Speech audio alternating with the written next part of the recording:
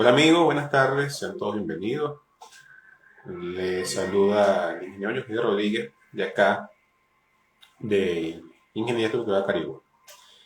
El día de hoy vamos a conversar sobre un tema que para mí es importante y sé que para otros también puede ser importante, que es la velocidad de propagación de ondas de corte. Ese es el tema que vamos a conversar hoy. Y es un tema que, eh, digamos que todo lo que nos dedicamos al diseño o al cálculo lo manejamos muchísimo, pero a veces no, hay temas que no manejamos tan a la profundidad. Digamos que lo usamos, pero no lo manejamos. No es un tema nuevo, no es un tema nuevo, es un tema, digamos que ya antiguo, un tema que tiene ya bastante tiempo y que se usa, que es el BSUS. Y todas las normas usan. El BSUS viene con la tipología de, de los suelos y ya vamos a conversar un poco más sobre eso. Vamos entrando un poco más en contexto, solamente para que entremos un poco en contexto y yendo un poco más allá. Saludo el amigo Jesús, saludo Daniel, el ingeniero Vega, muchos saludos también. Digamos que cuando nosotros hacemos un diseño desde el punto de vista sismoresistente, hay unos parámetros que son muy difíciles. Debemos tener en cuenta dos factores, dos elementos, que son la demanda y la capacidad. Digamos que la capacidad nosotros podemos estimarla. La capacidad viene en función de los elementos estructurales, de que si son robustos o no son robustos, esa es la capacidad. Pero la demanda, allí no está el tema. Porque la demanda viene en función de las amenazas, de la amenaza sísmica, de las aceleraciones que se ven en el sitio, de todo eso. Y es un tema un poco complejo de estimarlo, la demanda. Entonces, en el mundo, o por los profesionales en el mundo, han hecho muchos esfuerzos para estimar lo que es esa demanda y para hacer, digamos que los diseños mucho más, aún más capaces o aún mucho más resistentes o sismo resistentes. Entonces, allí ese tema está muy relacionado con lo que vamos a conversar hoy, que es la velocidad de propagación de onda de corte. Digamos que la norma venezolana separa o identifica los tipos de suelo en distintas tipologías que va por orden alfabético. Antes no, antes era S1, S2, ahora es por orden alfabético, A, B, C, D, E, hasta la F, que es el suelo más crítico. Hay suelos también intermedios como suelos AB, C, D, pero la norma colombiana también digamos que lo identifica de cierta forma, como también A, B, C, D, hasta E también, que son los más críticos.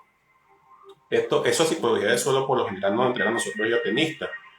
Y en función de eso nosotros creamos los espectros de diseño, o los espectros de respuesta. El espectro de respuesta es en función de ciertas, digamos que, ciertas informaciones de sismo del sitio, que es un tema que también nos vamos a abordar en otro live, pero no compete ahorita, pero solamente para entender un poco más. Espectros de respuesta son la información de muchos sismos del sitio. Tenemos una respuesta de aceleración y con la aceleración estimamos la fuerza y con esa fuerza nosotros diseñamos. La fuerza me refiero a la fuerza del sismo, ¿sí? Entonces, bien, todo esto va relacionado con el suelo, porque el sismo estuvo en el suelo. Y digamos que la representación de ese suelo o de esa aceleración viene en función de la velocidad de aceleración de onda de corte. Porque nosotros entendemos que la aceleración surge de una velocidad. Si nosotros derivamos una velocidad, vamos a tener la aceleración. Y si integramos la velocidad, tenemos un desplazamiento. Entonces, ya esto para que visualicen en qué es lo que nosotros de qué es lo que estamos nosotros realizando. No siempre es tomar el tipo de suelo. Hay unos que toman el más desfavorable porque no tienen estudio de suelo. Entonces, todo eso vamos nosotros a conversar el día de hoy. Vamos a tratar de conversarlo porque en una hora es un tema, entienda que esto es un tema sumamente complejo. Es un tema que va mucho más allá de ciertos parámetros. Sumamente complejo. De hecho, hay especializaciones, hay maestrías que se enfocan en este tema. Y, y engloba muchas disciplinas. Y una de las disciplinas que vamos a enfocar sobre eso es la geofísica. La geofísica que la relacionamos mucho con el petróleo, con encontrar los depósitos, digamos que donde se encuentran los petróleos relacionado mucho con eso, pero también relacionado con esto. Que es para estimar o conocer a qué profundidad nos vamos a hacer propósito. En este caso tiene que ser la roca, porque es la que más nos compete a nosotros, es lo que más nos importa. Entonces, bien, cuando ocurre un sismo, por aquí tengo, esto, créanme que puede ser que se encuentren con dudas, porque esto es un tema donde yo tuviese que tener acá diapositivas, tuviese que tener una serie de gráficos para poder, digamos que explicarle qué es lo que estoy conversando, porque digamos que yo pudiese estar aquí diciendo cosas que tal vez no son reales. ¿Cómo hago para explicárselo? Son, digamos que, herramientas que no las tengo el día de hoy. O no la tengo por esta vía, pero podemos hacerlo por otra vía y utilizamos, digamos que gráficos, y utilizamos espectro de respuesta, acelerograma, todos esos factores. Entonces, bien, cuando actúa un sismo, se generan ciertas ondas. Se van a generar ondas, existen ondas elásticas y ondas de superficie. Entre las ondas elásticas tenemos las ondas de compresión o las ondas primarias, que son las ondas B sub P, que las encontramos, y las ondas secundarias, que son las ondas de corte, que son las ondas B sub S, que son estas las que nosotros vamos a conversar precisamente el día de hoy, que es la B sub S. Y entre las ondas de superficie tenemos las ondas low y las ondas de relieve. Esas son, digamos que, las ondas que nosotros vamos a encontrar dentro de cuando actúa un sismo. Entonces, digamos que se activó el sismo, actúa el sismo, ese sismo o esas ondas se generaron en un basamiento rocoso, en una roca, y sobre la roca encontramos otro depósito de suelo. Digamos que tenemos nosotros, la roca no necesariamente tiene que ser una roca, es un suelo que tiene cierta velocidad de propagación de onda de corte. Entonces, cuando nosotros tenemos por encima un suelo menos denso, lo que actúa es la refracción. Esa refracción es una amplificación de la velocidad. O lo que es mismo también, o pudiésemos decir que una amplificación de la aceleración. Eso es lo que ocurre cuando tenemos distintos, unos suelos menos densos en la superficie o a tanta profundidad. Uno de los métodos para nosotros estimar esa velocidad de onda de corte es el BS30, y las normas también lo utilizan mucho, que por medio de un ensayo de SPT, por medio de los golpes que tienen, relacionamos, o el geotenista relaciona con esos golpes, se relaciona la densidad del suelo y con eso tenemos cierta velocidad de propagación de onda de corte. ¿Qué quiere decir la velocidad de propagación de onda de corte? Bueno, las normas nosotros nos dicen, todas las normas nos dicen, voy a buscar por acá las normas, pero voy a estar un poco más en contexto a revisar las normas, que según el perfil geotécnico vamos a tener distintas tipologías. En el capítulo 5.2 nos dice que el sitio quedará definido por varios perfiles geotécnicos, porque sabemos nosotros que cuando tenemos un solo perfil no es representativo. Depende de la extensión del sitio, los cuales deben ser representativos del conjunto de exploraciones realizadas. Con eso clasificamos el suelo. Entonces, ¿cuáles son las clases del suelo? Bueno, vamos a tener distintas tipologías, como conversamos en un principio. Esto es según la norma 1756-2019, que está el tipo A, tipo B, tipo C, tipo D, tipo F, y hay unos intermedios. Digamos que el tipo A, como la norma venezolana nos dice que es una roca cristalina sana, muy dura, sin fracturación ni meteorización notable. Ella tiene una velocidad de propagación de onda de corte en el BSUS de mayor a 1500 metros por segundo. Entonces, cuando nosotros hacemos un estudio de microzonificación sísmica en este caso, y tenemos un suelo donde la propagación de la velocidad de onda de corte está por encima de los 1500, podemos nosotros decir que estamos en presencia de una roca. Porque por esa densidad la velocidad es mayor. Pero hay otros tipos de suelos, como por el caso de los suelos tipo B, que es una roca dura de formación similar, de fracturación, a un máximo de 5 metros. De esto depende mucho de la altura de la tipología del suelo.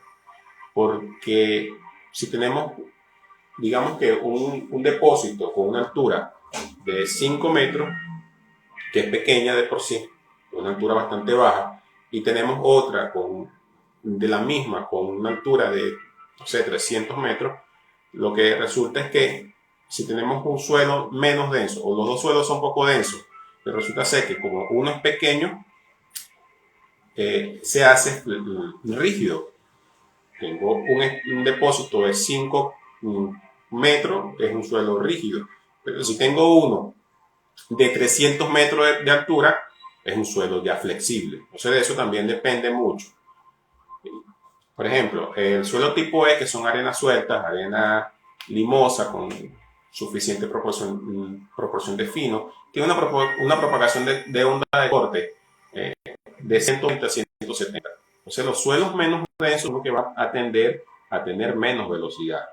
Entonces eso nos ayuda a nosotros para identificar dónde estamos nosotros diseñando. Y como le dije en el inicio, existe una refracción que es la amplificación de la respuesta, y en función de eso es que nosotros vamos a saber dónde estamos ubicados. Bien,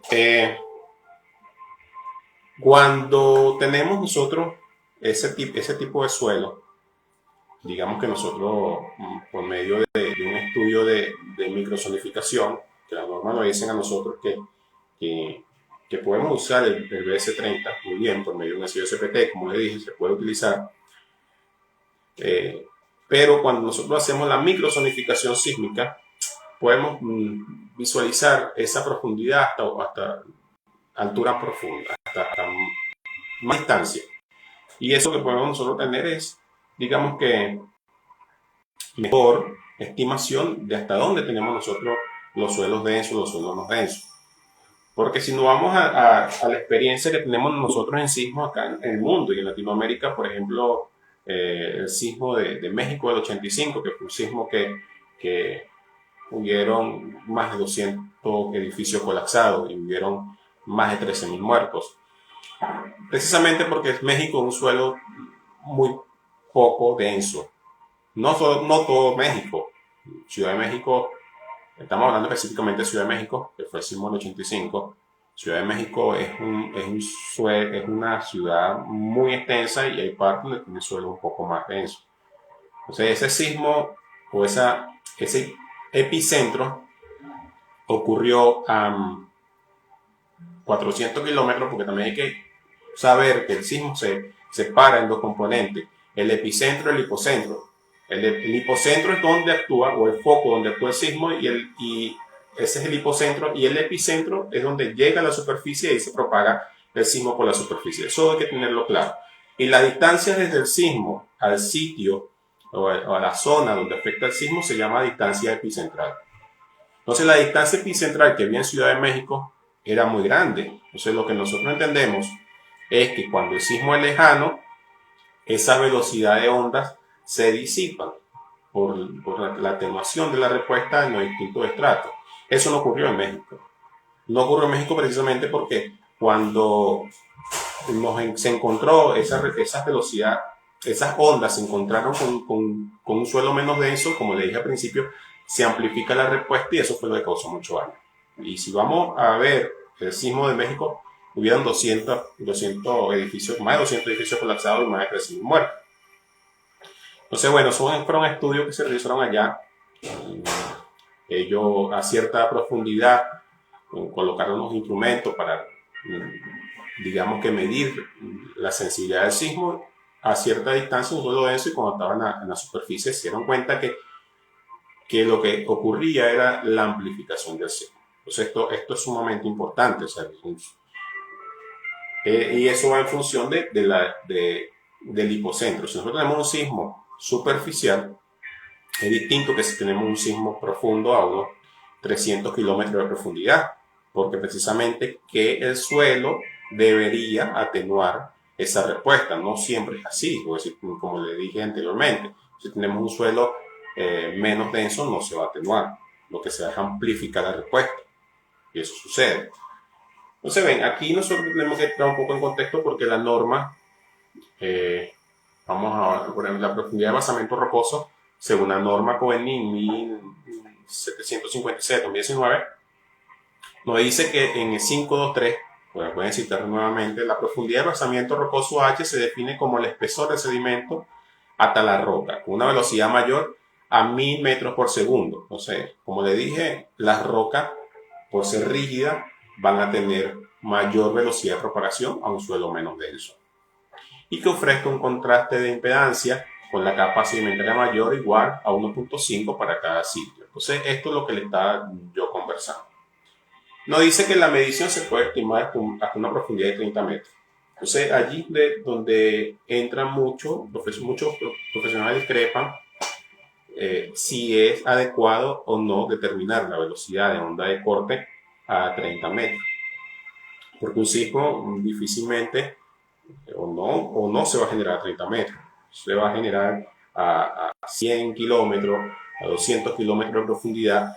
Y si nosotros decimos que tenemos un suelo, una roca o un suelo denso, una superficie, resulta ser que abajo tenemos un suelo menos denso, tenemos el riesgo de que ese sismo se amplifique. Entonces el tema no es tan sencillo como parece.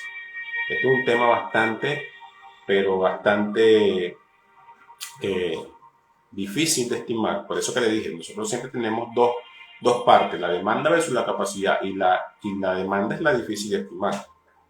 Es un tema sumamente complejo.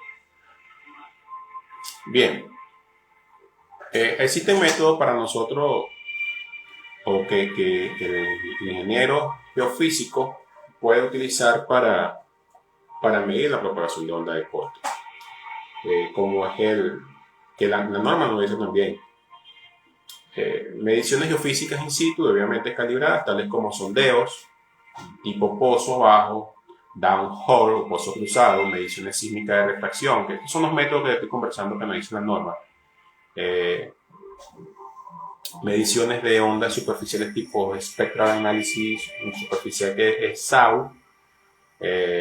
También están la refracción, un micrómetro, que es REMI. Todo esto es precisamente para estimar esa respuesta. Pero también es un método que es para nosotros ponderar el cálculo del BS30, que es la propagación de onda de corte a los 30 metros de profundidad. Y hay uno, nos dice en la norma BS30, que es 0 metros por segundo cuando tenemos nosotros un SPT de 0. Es 0 metros, obviamente, porque es un suelo que no se ha hecho, un ensayo que no se ha hecho. 180 metros por segundo cuando tenemos un SPT de 15. 15 golpes son 180 metros por segundo. Cuando tenemos una velocidad de 360 metros por segundo a 50 golpes del SPT. Entonces, mientras es más rígido esa velocidad, o mientras es más denso, esa velocidad va aumentando más. Entonces, hay una expresión para que el geotenista nos pueda nosotros facilitar eso, que B sub S se puede estimar como 30 en la sumatoria de D sub K sobre B sub SK. En este caso, D sub K es una expresión que estoy diciendo, pero tú la puedes revisar. D sub K va a ser el estrato que se está estudiando, y B sub SK es la velocidad que se puede buscar tabulada, eso se puede estimar. Entonces, en este caso se usa 30 metros. Pero, como les dije, este es un método que no es preciso. Se puede usar para digamos que proyectos no tan importantes, pero cuando estamos haciendo un viaducto o un hospital o una planta nuclear, temas así como eso hay que hacer una microsonificación sísmica. Hay que hacerla para poder estimar lo más posible cuál va a ser la demanda para la estructura que nosotros vamos a diseñar. ¿Qué sucede con esto? ¿Por qué la norma nos dice que podemos usarla? Así no solamente la venezolana, la chilena también, la mexicana también, Colombia también utiliza ese criterio. ¿Por qué se usa? Porque los estudios de microsonificación sísmica son estudios que son muy costosos y no todos van a hacer un estudio de microsonificación sísmica. Se necesitan profesionales altamente capacitados también que tengan la experiencia también para hacerlo. Entonces, por eso es que las normas nos dicen, bueno, vamos a estimar la velocidad de propagación de onda de corte de 30 metros. Porque esos son temas o toda esa información debería a nosotros, o a darse al ingeniero como tal, a nosotros que diseñamos, es el Estado. El Estado es el que nos da a nosotros toda esta información. No solamente el venezolano, el colombiano, Colombia ha hecho muy buenos estudios con respecto a la microzonificación sísmica. Eh, Chile también ha hecho muy buenos estudios con respecto a la microzonificación sísmica. Pero estos son el Estado que lo da porque precisamente son temas que cuestan, son ensayos que cuestan mucho dinero. Entonces, en esto es que nosotros nos vamos a enfocar. No se olviden que esto es un conversatorio y si quieren ustedes participar, ustedes pueden enviar la solicitud y conversamos también sobre el tema y qué opinan ustedes sobre la velocidad de propagación de onda de corte. Pero precisamente es para eso, precisamente para estimar la demanda sísmica que vamos a tener y para poder hacer los diseños más óptimos. En el caso de Caracas, por ejemplo, en Caracas, en los Palos Grandes, eh, se han hecho estudios de microzonificación sísmica para ciertos proyectos. Los Palos Grandes encontraron un basamento rocoso a los 300 metros con un estudio de microzonificación sísmica. A los 300 metros. Y la norma nos dice que estudiemos hasta los 30 metros. Entonces, fíjense ustedes, si dicen que a los 30 metros un suelo poco denso y se encontró un suelo denso ya a los 300 metros, vean ustedes la diferencia que existe y ya conversamos que un suelo menos denso lo que hace es amplificar la respuesta. Entonces, esto es lo importante de hacer estos tipos de estudios para poder crear un espectro de diseño, como le dije en un principio, un espectro de respuesta. Que eso lo vamos a hablar, en el próximo live vamos a hablar sobre diseño por desempeño, y hasta que, porque son temas, diseño por desempeño, la velocidad de propagación de onda de corte, el factor de redundancia, todo eso se usa para crear los espectros de respuesta, que es el último tema ya que vamos a tocar. Entonces, bien, cuando nosotros visualicemos una tabla de cualquier norma y veamos que nos están diciendo que el suelo tiene una velocidad de más de 1500, 2000 metros, bueno, es una roca. Una roca porque más rígido, más propagación. ¿Para qué se utiliza también? Bueno, un tema importante es que para saber dónde hay líquido, los líquidos no son capaces de resistir corte, no son capaces de resistir corte. Entonces, cuando se consigue un líquido, no sé, a unos 10 kilómetros, por ejemplo, entonces a esa distancia hay líquido. Entonces, cuando se está haciendo una microzonificación sísmica, lo va a hacer el geofísico. Nosotros estamos ahí porque tenemos que interpretar los datos que nos están dando ellos. Y vemos que precisamente en ese depósito dio cero la velocidad de onda de corte. Bueno, dio cero porque se encontró un líquido. Entonces por eso dio cero. Porque puede variar. Bien, va variando. Dio 100, dio 70 y abajo dio 1500. Bueno, lo que sucedió es que el suelo de arriba era menos denso y abajo se encontró la roca y ya se encontró la roca. Es importante saberlo porque cuando actuó el sismo, los datos que nos dan nosotros, bueno, el hipocentro fue a tantos kilómetros de profundidad. Entonces, en función de esa profundidad, nosotros podemos conocer cómo se va a comportar la estructura. Entonces, no siempre el más profundo es el que genera menos daño, ni el más superficial. Va a depender de los estratos que estén por encima del hipocentro. Saludos a los que están conectando. Si tienen duda, lo pueden hacer. Conversamos sin ningún problema. Y como les digo, es un tema sumamente complejo. Pero aquí estamos conversando de todo esto para llegar a los próximos live al punto que son los aspectos de respuesta. Digamos que la norma, vamos a conversar un poco sobre la norma de 1756-2019, ha cambiado la filosofía de diseño o la forma de diseñar. Anteriormente teníamos nosotros zonificaciones de la zona 1 hasta la zona 7 y ahora no la tenemos así. Ahora tenemos curva de isoaceleración. Desde mi punto de vista, es mejor, desde mi punto de vista, porque esa zona 1 donde se esperaba una aceleración de, no sé, no recuerdo cuánto, de 4,5, 5, 0,5, perdón, G, 0,4, 0,5 G, y ahora no se maneja de esa forma, porque en toda esa zona no se espera ese tipo de aceleración. Puede ser mayor como puede ser menor. Entonces, con esas curvas de isoaceleración, lo que se está haciendo es que las aceleraciones que se están esperando allí sean un poco más precisas. Porque entonces, como vimos que la demanda y capacidad son los dos parámetros que a nosotros más nos importan, Si tenemos una, una aceleración mayor, vamos a decir que la demanda es mayor. Entonces nosotros podemos generar un diseño sobredimensionado, es lo que se podría hacer. Ya no se está haciendo así. Desde mi punto de vista, está muy bien el enfoque. De un enfoque que está basado en las normas eh, americanas. La norma de California tiene ese mismo enfoque también. Precisamente por eso, porque en California está la falla de San Andrés y sabemos que la falla de San Andrés es la falla más importante que existe en el mundo. Entonces, en función de eso, están esos datos. Nosotros estimamos las aceleraciones así. O digamos que la velocidad de propagación de onda de corte, ellos lo estiman así. Nosotros lo que hemos hecho es guiarnos por esa filosofía de diseño. Con las coordenadas nos vamos, estamos diciendo por acá, listo, ahí está y lo utilizamos para el espectro. Entonces, le comenté de Caracas, pero aquí también se han hecho zonas o microzonificación sísmica, como el caso de Mérida.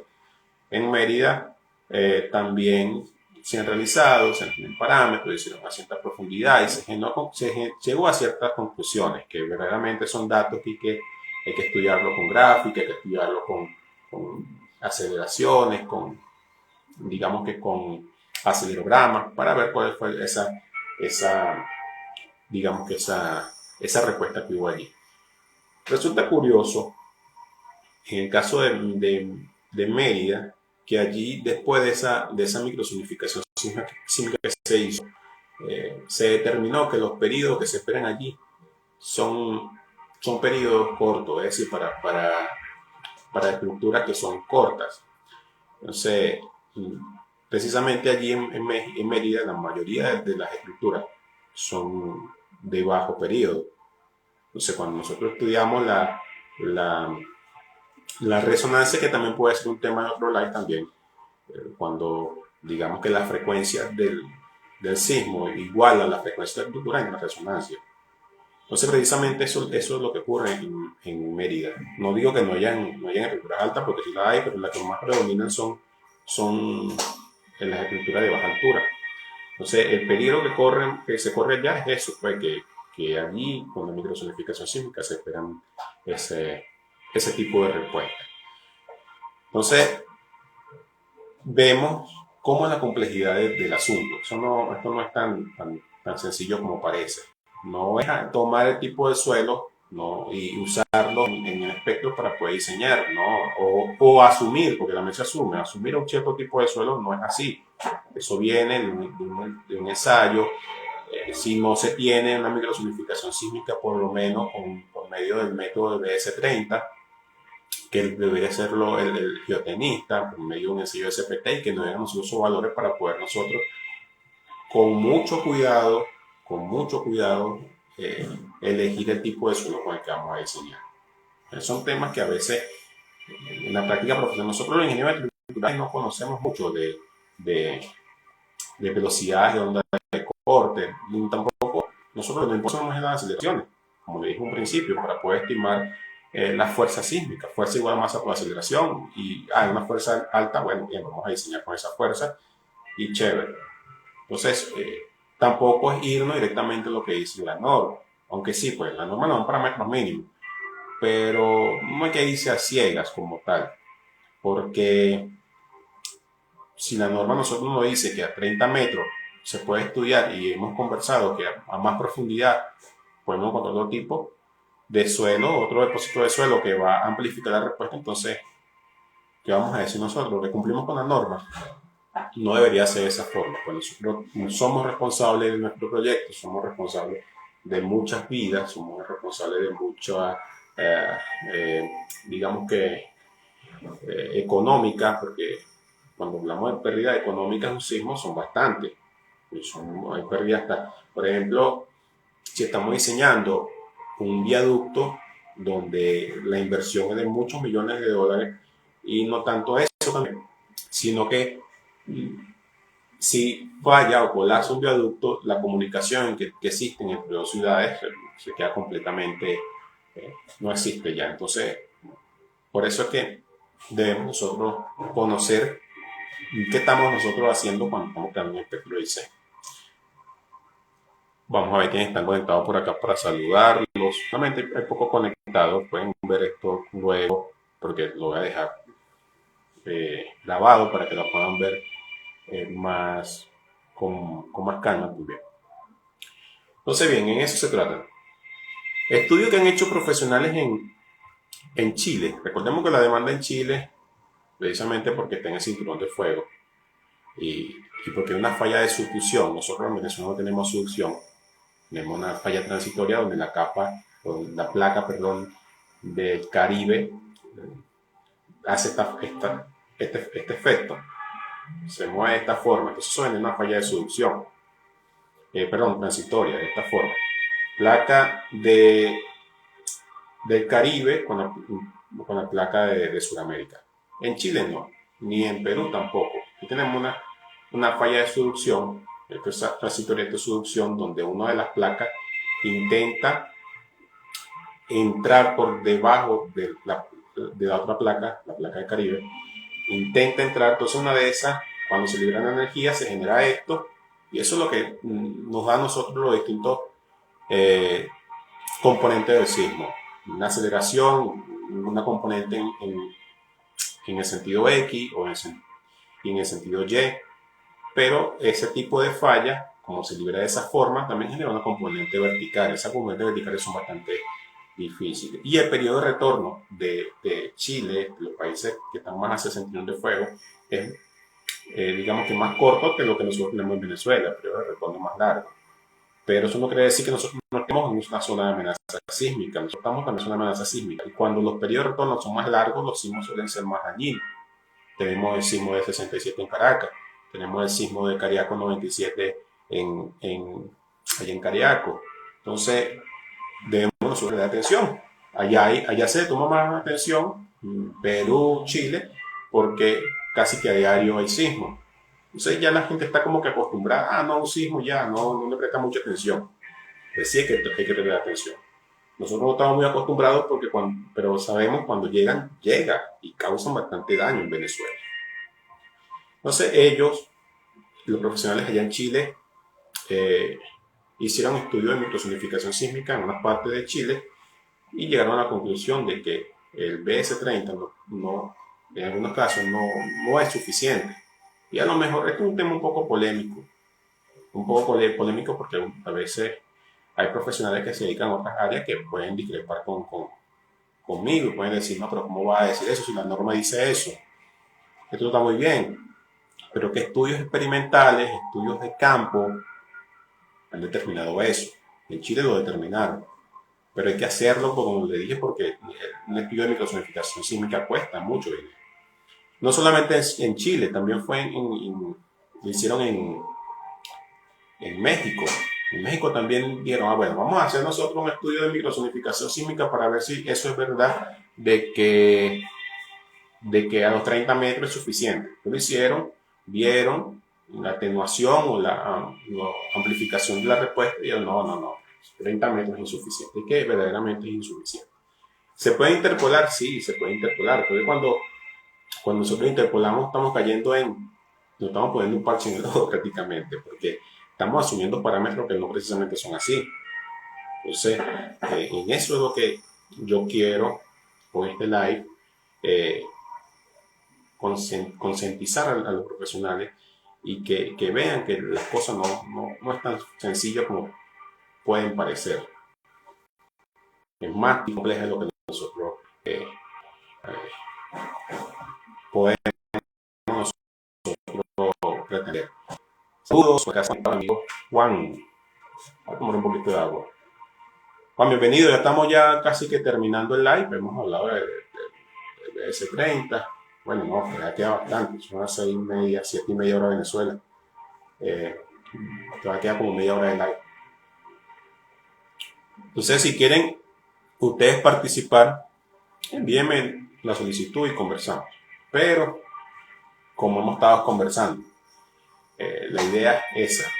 La idea es entender cuál pudiese ser la demanda sísmica que hay, que eso aún no está resuelto.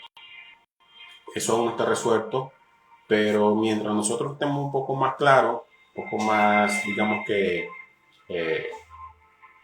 más documentado de cómo puede comportarse el suelo en nuestra estructura, pues básicamente nosotros vamos a hacer los diseños más óptimos. Entonces, bien, un tema importante también, porque es que me parece curioso y me alarma bastante. Me alarma mucho porque en caso en que yo he dado clases, hay alumnos que me dicen, ingeniero, nosotros podemos, si no tenemos estudio de suelo, podemos utilizar un suelo más favorable. Sí, es que lo puede hacer. Lo puede hacer si no tiene estudio de suelo. Utilícelo. Pero lo que sucede es que, como vemos que las solicitaciones que se van a actuar, las solicitaciones por el sismo que van a actuar en la estructura dependen precisamente de la tipología del suelo por la respuesta del suelo. Si nosotros pudiésemos estar optimizando las estructuras, solamente haciendo un estudio de suelo, haciendo un estudio de suelo que pueden costar $1,000 o menos, no bien hecho, nada más con el estudio de suelo estás ahorrando un montón de dinero. Y si no lo tienes, si me dice un cliente, no tengo estudio de suelo, yo le explico todo esto al cliente y el cliente me dice, no, pero es que yo no tengo dinero, vamos a hacerlo con un suelo tipo F, ni más desfavorable, porque por si acaso lo tenemos así. Bueno, entonces vamos a diseñar una estructura más solicitada, donde vamos a tener elementos estructurales mucho más grandes para que puedan disipar la energía si hacemos un diseño desde el punto de vista dúctil y que pueda disipar energía, tienen que ser más grandes los elementos. Entonces nada más con eso estamos nosotros sobredimensionando la estructura. Porque si mandamos a hacer un estudio de suelo como tal, resulta ser que tenemos un suelo B, un suelo C, que son suelos de una propagación de onda de corte bastante alta, a comparación de un suelo tipo E. Entonces vamos a tener nosotros aceleraciones más bajitas y elementos estructurales más bajos. Entonces esto es todo eso. Nosotros hemos conversado por acá, por esta cuenta, del ensayo CPT. Conversamos también del ensayo de corte directo, que precisamente es para determinar, son ensayos que son para determinar la densidad del suelo y cuánto pudiesen ser lo que es la capacidad admisible del suelo, la capacidad de carga, pero esto aunque va de la mano con esos temas, es otra cosa. La velocidad de propagación de onda de corte es otra cosa. Perdón. Es otra cosa porque ya ahí no estamos viendo la cosa desde un punto de vista de capacidad admisible, estamos viendo la cosa desde un punto de vista de respuesta del suelo. Entonces, a eso es lo que yo quiero llegar con esto. Entonces, Pablo, ¿estás por ahí conectado? No sé si quieres conversar sobre el tema. Ahí está Edgar, está Luis. Saludos, ingeniero Vega, saludos, ingeniero Luis, que siempre está por ahí también comentando y muy interactivo. Entonces, bien, vamos a Colombia. Colombia tiene artículos muy buenos, tiene artículos donde se han realizado también microsonificación. También está, bueno, Colombia está a punto de sufrir una modificación o de ser sometida a una modificación de su norma. No estoy muy al tanto de qué vaya a cambiar, pero lo más probable es que cambie a este enfoque también, a cambiar las zonas de zona sísmica ahora por curvas de isoaceleración, porque Colombia ha invertido mucho dinero para este tipo de temas, para los temas de micros, o no es una microsonificación sísmica, pero cuando nosotros hablamos de microsonificación sísmica es una zona en específico.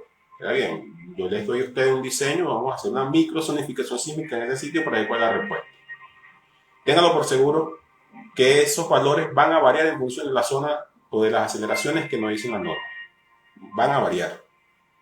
Pero ya cuando se hacen estudios de esa envergadura, estamos hablando de una macrosonificación sísmica. Una macrosonificación sísmica y eso cuesta, hay que invertir mucho dinero, mucho tiempo y eso no es algo que yo me voy a hacerlo hoy y la semana que viene voy a tener yo los datos para que ustedes diseñen. No, esos son muchos años que se invierten, muchas horas profesionales que se invierten y para poder tener, digamos que, lo más próximo a la realidad, que no es la realidad. O sea, lo que tenemos ahora en los diseños eh, más óptimos, o la respuesta más óptima que tenemos no es la verdad.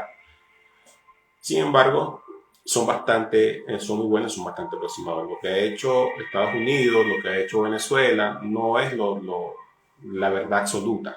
Eso es algo que hay que tener. Ni yo tampoco tengo la verdad absoluta con respecto a la respuesta sísmica o un diseño sismo resistente, no.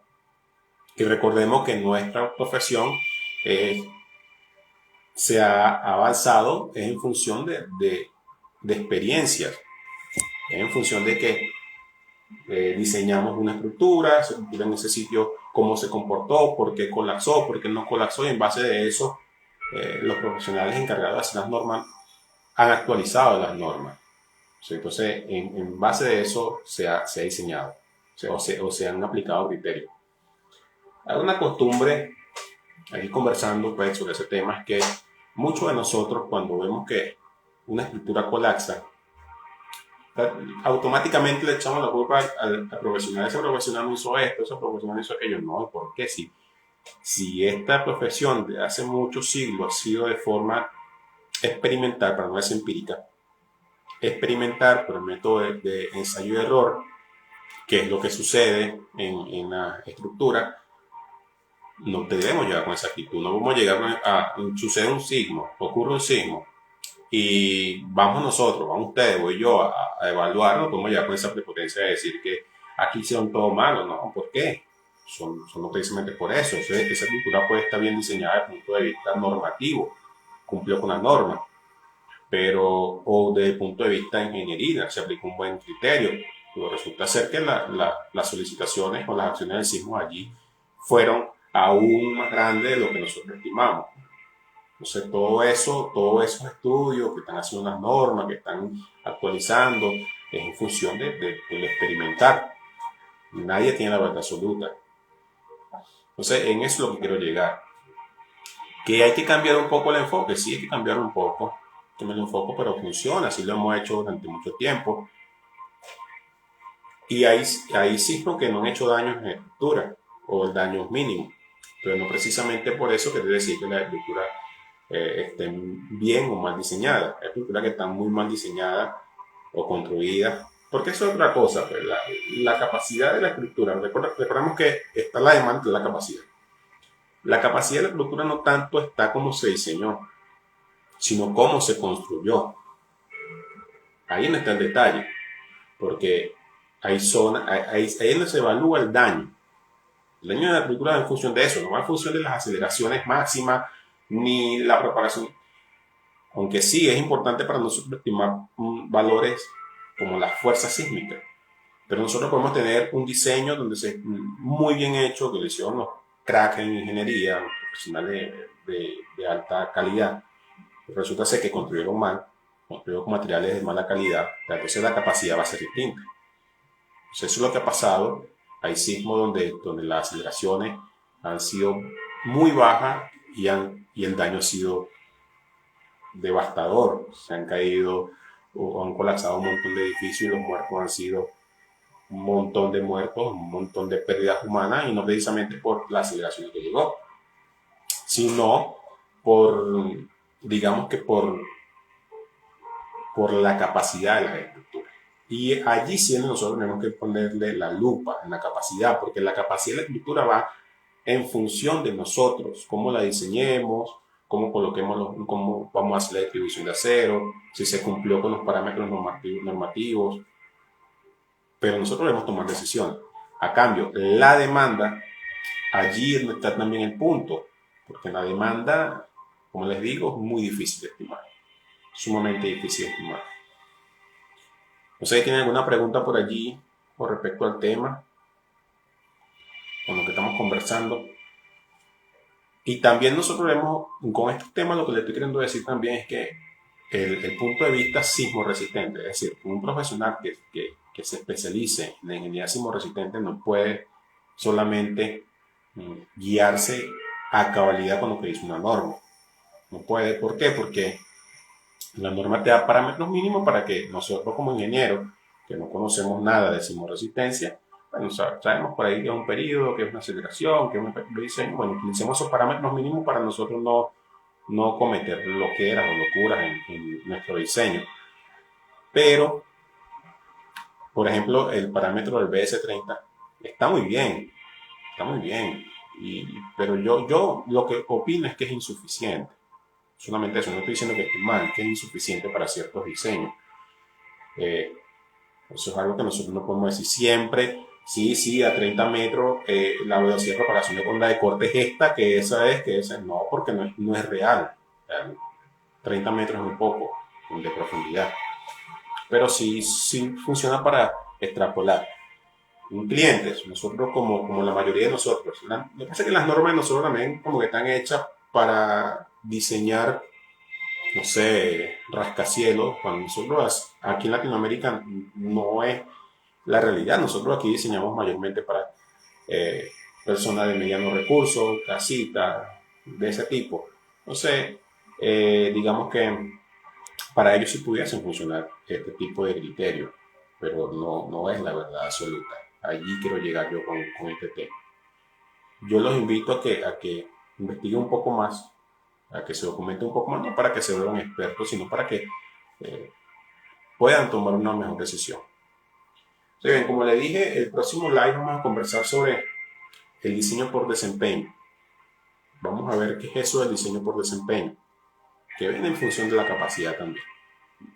Luego vamos a hablar de factor de redundancia.